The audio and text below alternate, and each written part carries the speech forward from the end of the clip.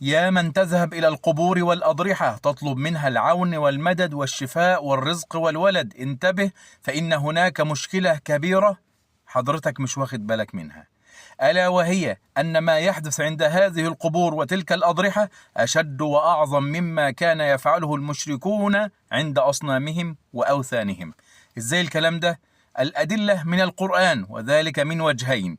الأول قال الله تبارك وتعالى: فإذا ركبوا في الفلك، أي إذا ركب المشركون السفينة في البحر، دعوا الله مخلصين له الدين. إذا هاج عليهم البحر وعلت عليهم الأمواج وظنوا أنهم سيغرقون، دعوا الله مخلصين له الدين، فلما نجاهم إلى البر إذا هم يشركون في الرخاء وفي اليسر، أما في العسر فلا يشركون مع الله عز وجل أحدا.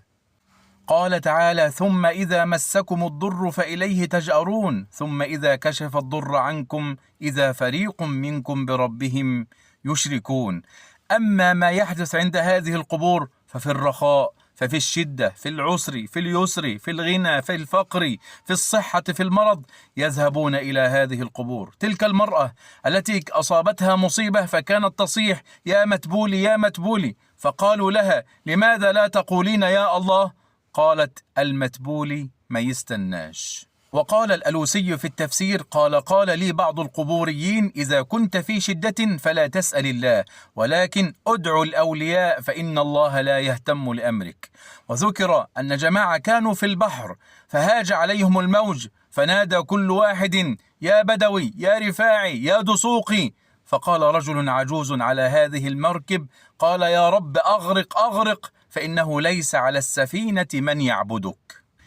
فانظر يا أخي إلى علماء السوء والضلالة كيف علقوا قلوب الناس بهذه القبور وتلك الأضرحة التي لا تنفعهم ولا تضرهم ولا تملك لهم من الله عز وجل شيئا.